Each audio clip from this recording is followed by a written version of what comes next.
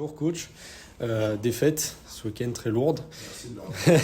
Qu'est-ce qu'il va falloir changer justement pour la prochaine rencontre? Déjà de changer le résultat, ce serait déjà une bonne nouvelle. Changer, c'est toujours la question qu'on peut se poser après une déroute collective, le résultat, où on se pose tout un tas de questions, on peut tout remettre aussi en question, ne pas tomber dans ce piège. Alors après, qu'il y ait des remises en cause, des remises de principe, des discussions où on ne pas parler, parce que parfois de mieux parler, de ne pas parler, le message est plus clair. Voilà, il s'est passé tout un tas de choses dans la semaine. Je ne vous cache pas qu'il y avait un peu de nervosité, tout à fait logique. J'espère tout simplement que c'était une bonne nervosité, non pas des choses déplacées et les égos un peu déplacés. Voilà, on a préparé le match. Voilà, j'ai pas envie de parler d'accident, toutes ces fausses excuses, parce que ça ne m'intéresse pas et puis ça ne me correspond pas. Mais voilà, on va attendre avec impatience le comportement de l'équipe en général.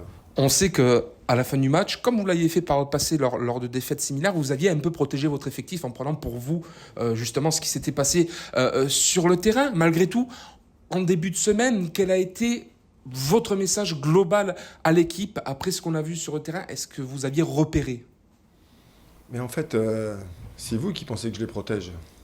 C'était simplement que la vérité, simplement vous rappeler ça. Deuxième chose, oui, concernant la semaine, moi je me suis surtout focalisé sur le contenu du match. On n'a parlé que du sportif, on a parlé de ce qui avait été prévu et ce qui n'a pas été fait de leur part. Donc, et on leur a démontré par A plus B à travers des images. Donc à partir du moment où on a pointé ce qui n'avait pas été sur le terrain, que ce soit sur l'aspect collectif et individuel, voilà, on a surtout parlé de ça.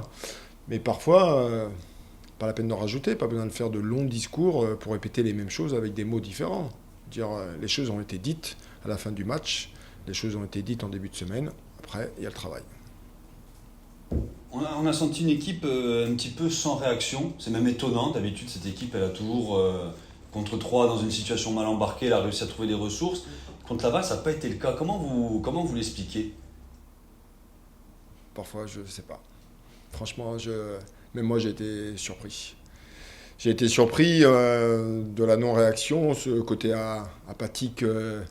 En fait, vous avez subi la situation, vous avez subi l'adversaire, vous avez subi l'environnement, vous avez subi le contexte, vous avez subi le match. En fait, on n'a fait que subir. Et quand vous subissez autant de choses, en fait, il est difficile de revenir dans un match. Et la chose la plus pénible, c'est qu'on était avertis de tout ça. On les avait avertis que c'était une équipe qui était difficile à manœuvrer, qui défendait très très bien, qui prenait très peu de risques, parce que si on prenait un but, ça allait être compliqué. Et si vous êtes en plus dans un jour un peu délicat, vous n'arrivez pas à trouver les solutions, et puis vous sortez, et puis c'est boule de neige, l'effet de boule de neige, c'est un joueur, c'est 2 joueurs, c'est 3 joueurs, et puis après c'est toute une équipe et un collectif. J'ai été surpris aussi. Mais bon.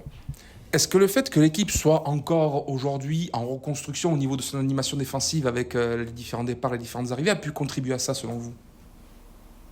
Non, parce qu'on est reparti avec les mêmes joueurs sur l'aspect défensif. Quand vous regardez la composition d'équipe, on était sur une dynamique qui n'était pas extraordinaire mais qui était intéressante. On ne prenait pas de but.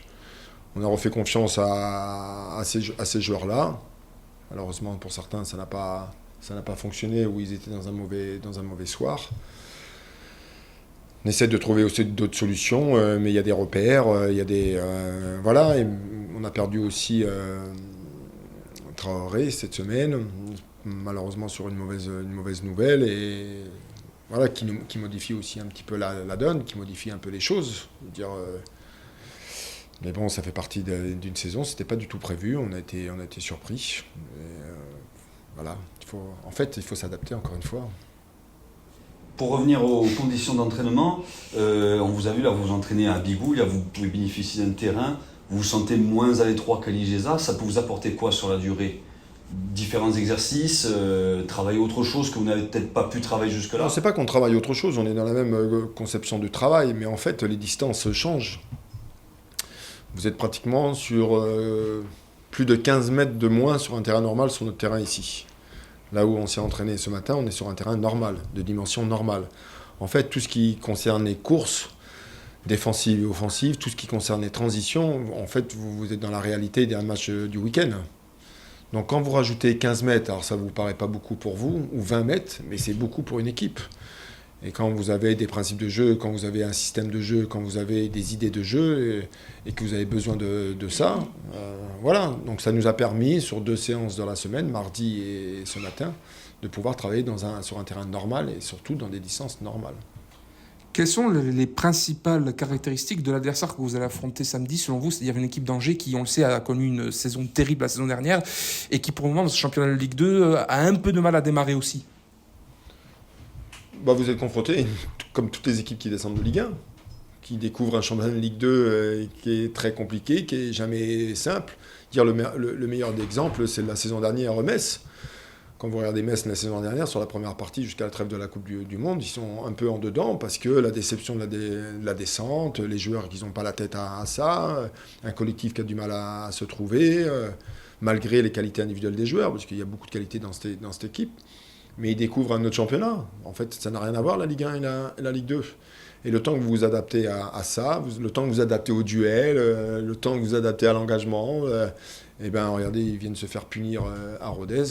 4-1, on était loin d'imaginer qu'ils allaient pouvoir perdre 4-1. Ils menaient 1-0 au bout de 2 minutes de jeu, ils en ont pris 4 à Rodez. Voilà, c'est toujours les mêmes problèmes des équipes qui descendent. Il leur faut du temps. Moi, j'ai pratiquement plus de 3 mois, et au-delà des 3 mois, ils commencent à se rendre compte qu'est-ce que c'est la Ligue 2. Et que la Ligue 2, c'est difficile. Pour revenir peut-être une dernière fois sur ce qui s'est passé samedi dernier, on vous a senti, malgré tout, peut-être déçu de certains. Si bien entendu, il ne faut pas tout jeter, ce qui a été fait depuis le début de la saison. Est-ce que ça veut dire qu'il va y avoir aussi des changements d'hommes samedi du côté d'Angers? Est-ce qu'il y en a certains qui ont peut-être perdu leur place? Vous avez 2 façons de voir les choses. Soit vous faites comprendre et vous sortez des joueurs de l'équipe, soit vous leur faites à nouveau confiance. Et moi, j'aime bien marcher à la confiance et j'aime bien qu'on me rende la confiance. Et quand je donne ma confiance totalement à des gens, que ce soit n'importe où en fait, j'aime bien qu'on me la rende et qu'on me la rende correctement. Moi, je peux comprendre toute chose. Je suis capable d'écouter, je suis capable d'entendre. Je suis très tolérant sur beaucoup de choses.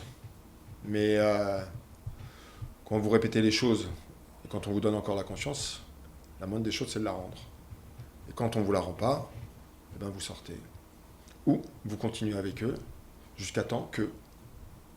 Vous verrez bien samedi.